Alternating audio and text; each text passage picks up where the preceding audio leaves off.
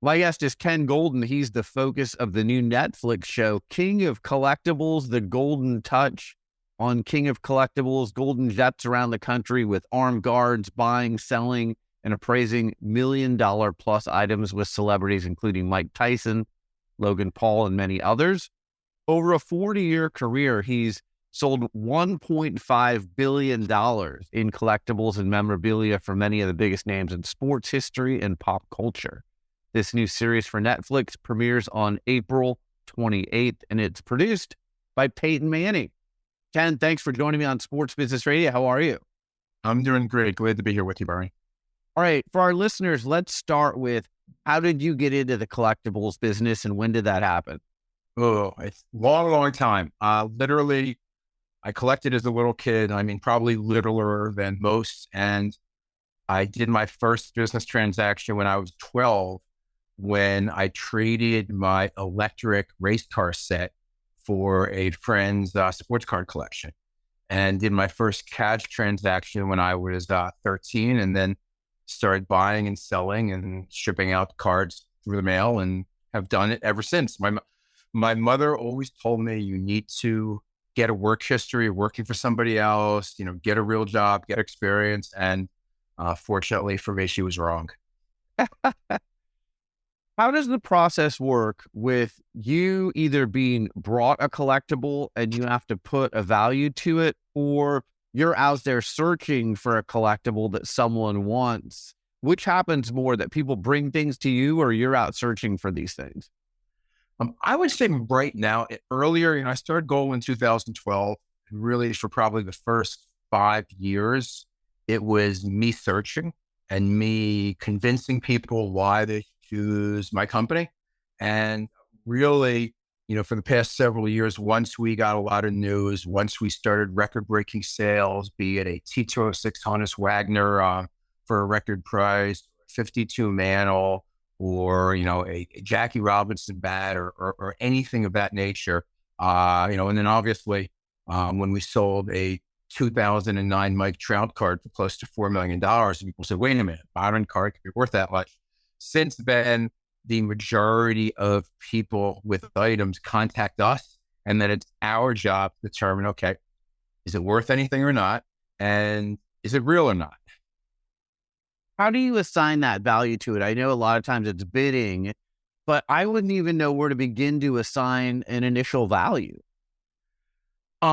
Look, a lot of it, most of the business, it's kind of like, if you can think about it, it's kind of like a real estate business where you need some sort of, comparable comp. Okay. You need some sort of comp.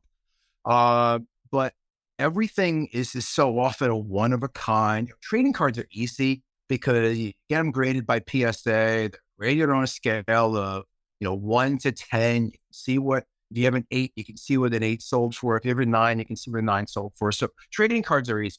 It's the memorabilia, it's the used items, it's the rarities, it's the highest grade of a comic book.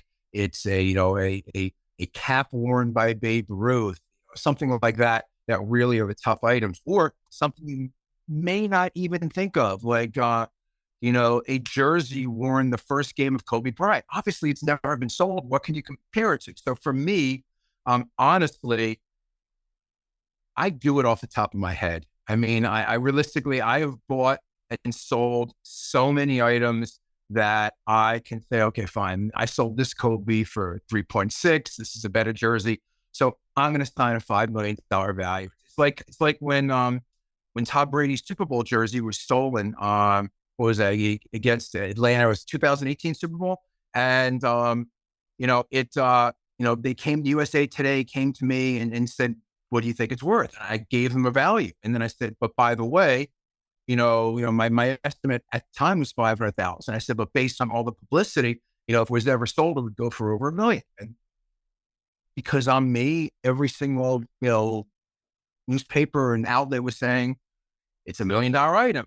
The FBI was searching for this guy in Mexico who stole the jersey. It reached the threshold of the FBI getting involved based on the value that I had assigned it, and today you ask me what that's worth, I'd say $10 million. Wow. Yeah. That's how much rare items have gone up, and the value of Tom Brady collectibles have gone up since then. That's crazy. Yeah. How often does it happen where someone has an item? I mean, you hear stories all the time about, oh, my trading cards are buried in a box in the garage, or I've got this rare item and, my mom put it in a safe somewhere. Or how often do people come to you and say, I have this, I think it might be worth something. And you're like, oh, that's like Raiders of the Lost Ark. Like, that is worth a lot of money. Yeah. Most of the time it doesn't work out that way. The biggest things we find is, a lot of people do not know how, and trading cards is very common. Everyone thinks they have a rare Honus Wagner card. What they don't realize is that only one of his cards out of many is worth a significant amount of money. And there were a lot of reprints of that. But, occasionally, we do get something where I say, oh, holy cow, we need to get that item. Can that possibly be real? And we hope it's real, and it's our job to prove that what they have is authentic, whether it's a rare document for a historic event in sports, whether it is, the jersey worn during a historic sporting event, a ball used in the historic sporting event. I mean, that's a perfect example. I've had at 3 points times in my career, I've had people tell me that they have the actual home run ball that Bobby Thompson hit in 1951 that shot her around the world. Okay. And obviously there's no way to ever prove that. It's just, it's an unsellable item, of course, every time it just is all family stories. Oh, my dad was outside the market. He caught this ball, blah, blah, blah. That's crazy. What is the craziest request that you've gotten from someone who says, I want this, like, go find it and I'll pay top dollar for it? The toughest request, and it's not the craziest, but the toughest is, people wanting an authentic Babe Ruth Boston Red Sox worn jersey. Wow. I've never come across an actual example of one, an authenticated example. But it's that, and it's a lot of player requests. I mean, it's almost always player related. Can you find the jersey this guy wore on this game when he did X? Whatever sport, it doesn't matter if it's hockey, baseball, basketball, football, soccer. That is the most common, request that we would get is, hey, can you find something from this game? Hey, can you find something from this game? Barry Bonds told me if I can ever get something, used in Jackie Robinson's first game, April 15th, 1947, that would be the item he'd want to own. So you've got like this running list of, that's interesting that athletes come to you and want things from other athletes or entertainers or celebrities. Oh yeah. I mean, look, that's how, Drake is in the, I flew to Canada for a night with Drake on sports cards, and that's in the Netflix show. And the reason I knew Drake is for years, through his manager, he used me personally to acquire things that he displays in his house and to acquire unusual collectibles, mostly sports, some Tupac items. And on one special occasion, he needed a unique Valentine's Day gift for a girlfriend. Wow. Which is R&B related. Interesting. Let's talk about the Netflix show. It comes out on April 28th. Yep. How did you decide to do a Netflix show? Again, Peyton Manning is one of the producers. How did this all come together? Sure. Well, it's not like I decided I'm going to do a Netflix show. Throughout 2019 and 2020, especially during COVID, it seemed like every week somebody turned on the TV or looked in the internet, they saw my name talking about the booming sports collectible industry. So at the end of 2020, we took my company, which I obviously, which founded, was the owner. We took on an outside investment from a group led by Peter Chernin and the Chernin Group. And that's had famous, athletes and investors such as Mark Cuban, Dwayne Wade, Kevin Durant, Venus Williams, Joe Burrow, and others all took little pieces of the deal. But Peter Chernin's background was, of course, Fox Studios. So the first thing they did was they had also recently made, I believe, an investment in the former head of ESPN production and the guy who created The Last Dance, Connor Shell.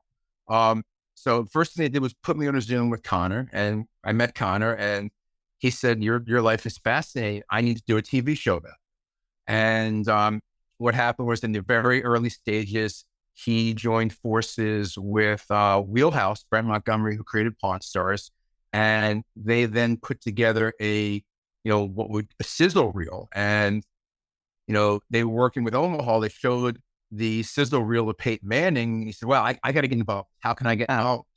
So the three, myself and the three production companies went out to sell the show. And my instructions were always, if Netflix is interested, they have it. So, we showed it to Disney, we showed it to Discovery, a couple others, but when Netflix came in with an offer, nobody else mattered.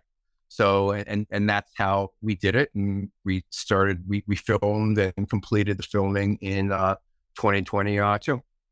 Wow. And there's 6 episodes, right? For season 1? When we hope there's multiple seasons, they signed me up to many, many seasons well into my 60s. So, very, very long term. But season 1 drops April 28th. We hope everybody loves it. Anybody listening, you need to watch all 6 episodes. Everyone's completely different, and hopefully people love it. And there'll be a lot more. And I think they're 30 minutes each Yeah. I think they're like 31 to 35. Yeah, they're quote 30-minute episodes, right. Which maybe one's 29, maybe one's 39 minutes. It's Netflix. They can do what they want. Yeah, I saw the trailer. It looks fantastic. And I mean, how much private jet travel and flying around are you doing? Is that a big part of your job, or is that kind of like just to make it look good for the Netflix series? On a personal level, I have not traveled commercial since 2020, early 2020. Okay. Wow. Hey, if you can get... So it was not, the other thing you've got to realize is, let's face it, think about this. So I'm going somewhere, and let's say I'm going out of the country, which I do in one episode. I leave the country and I come back with $20 million worth of stuff on a plane. Right. How would I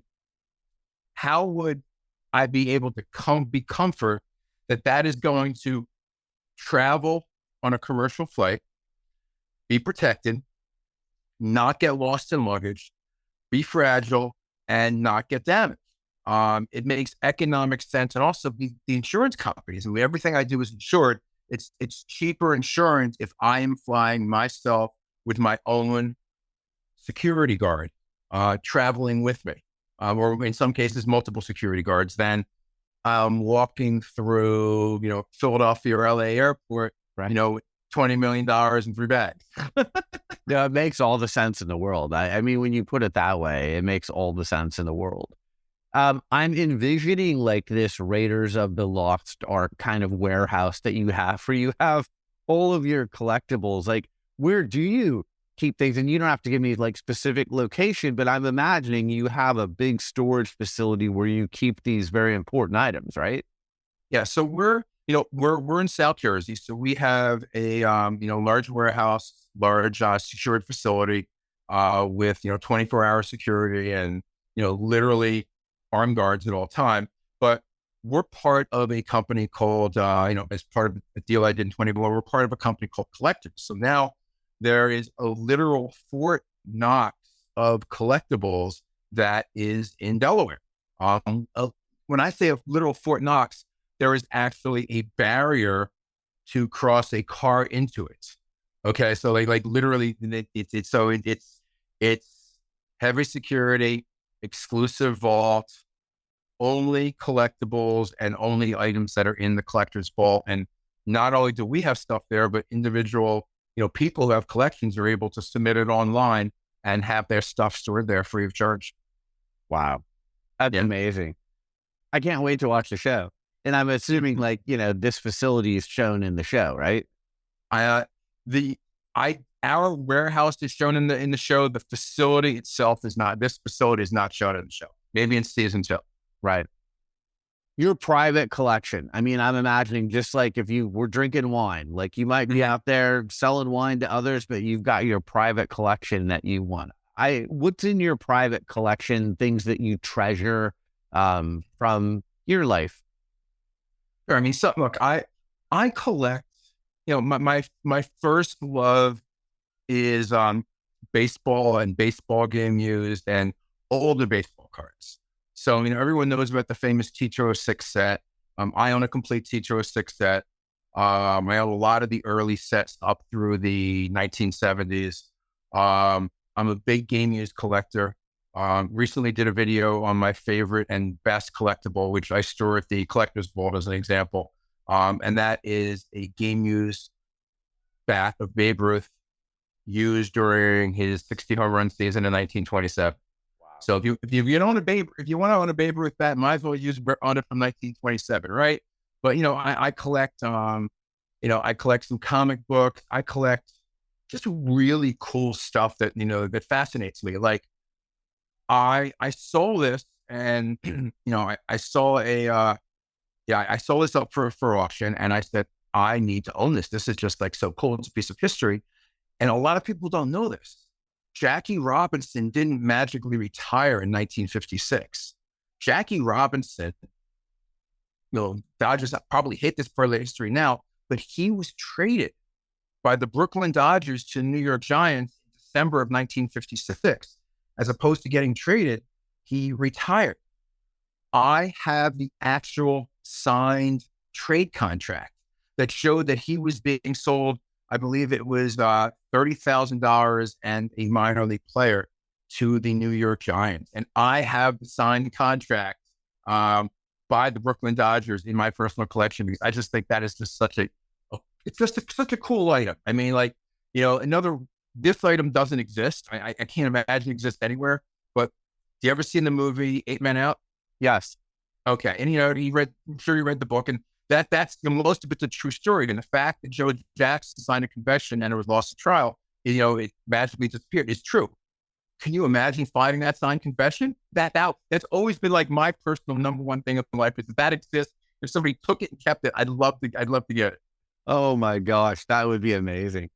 All right. So why I have you on, I want to ask you this. I had the opportunity a few years ago. I was doing some work for Nike and I had a chance to have dinner with George Raveling. And I'm sure you know the George Raveling story of he did security for Martin Luther King at the I Have a Dream speech. Yep. And no one knew this speech was going to become what it became. And he asked Dr. King if he could have the copy of the speech. Yep. And he has this in his possession. What do you think that's valued at? I mean, I've often wondered. It's funny. You know, it is a small world. I've dealt with his son, and I dealt with his son on specifically appraising that exact document. Wow. So I do have a copy of it. And, you know, the unfortunate thing about that is that a lot of the ending part, if you've ever seen the document, was ad-libbed. So it's not in the notes, but, you know, I've appraised it in excess of $10 billion. Wow. So that's one of those one of a kind, like, you know, just rare, kind of what you just talked about, like the confession that, you know, if you get your hands on that, that's one of one. Exactly. Okay. And then that's the type of thing, quite frankly, if, you know, you don't know what's going to happen in an auction, something like that, you know, you may find the right benefactor that wants to buy it and gift it to the Smithsonian. And you may say to them the cost of $25 million. And they may say, sure, it's a great piece of American history. It belongs on display forever. And they just may pay $25 million for it, even though it might be appraised at a lower number. Wow. Going back to the Netflix show, what was the most fun you had doing season 1? Like, was there a moment that stood out to you? Yeah, the Mike Tyson was a pleasure to work with and a riot. But, you know, and that, like, incredible. But the two most dramatic scenes to me, people are not going to see that, like, I think episode 4 through 6, And without mentioning name, there was one unbelievable collection of, historical basketball items that I got from outside the country with a non-celebrity. That was very, very, very tense because they filmed a live deal. Hmm. Okay, in progress. I went down there with the hopes of getting a deal and did not know if I would be coming back empty-handed. So that was like the highlight and most stressful. But the funnest and craziest individual that I worked with on season one, it's got to be Logan Paul. Okay. Well, I'm sure everyone's anxiously anticipating the debut of King of Collectibles, The Golden Touch, April 28th on Netflix. Before I let you go, like you said, you've been doing this for a long time. How has the industry evolved and changed over the time that you've been doing it? Oh my God. So look, if you go back to time when I was a kid, when I was buying and selling stuff, forget the fact that there were no mobile phones, forget the fact that, that maybe the Apple One was the only computer in existence, forget the fact that there was no internet. There were no price guides. There were no written price guides. So I was buying and selling cards. There were zero price guides. And also you had to hide. You like literally, if you collected cards, you collected sports memorabilia, you didn't go to parties and talk about it. It wasn't an asset. It was a waste of money, right? So it has evolved into a big business where there are apps online that give you an estimated value of what everything's worth. There are third-party authenticators like PSA that will seal up a card and tell you exactly what it's worth and tell you if an autograph is real or not. There are comps galore. It really has elevated into part of our culture and really, for a lot of people, an alternative asset class, which is certainly not what I expected when I was a little kid, buying and selling baseball cards. Do you find more people are collecting high-priced items just because they want to have that item or because they see it as a future investment? I believe my personal opinion is I think that the memorabilia is more emotional. Like I had a billionaire spend $3.6 million on a rookie photo match Kobe jersey. It's because his son wanted the jersey, and they love Kobe and they're from LA. And they were competing against similar people. So I think memorabilia is more of a personal choice. Bringing back memories, being part of history, capturing a moment, owning a piece of it, and that is probably more for their pleasure, personal. If they happen to decide to sell and make money, that's great. I think the trading cards, the majority is very much a business. People are looking to buy slab graded cards, get the highest possible graded, put it in the set registry, and a lot of people hope it appreciates and then sell it. Ken Goldin, King of Collectibles, The Golden Touch. It debuts on Netflix on April 28th. Thank you so much. This has been a great conversation, and I can't wait to watch the show. I've seen the trailer, and it looks very appealing. Thank you very much, Brian. I hope everyone watches it, enjoys it, and hope to be doing it again with this with you next year for season 2. That would be great. You're listening to Sports Business Radio. We'll be right back.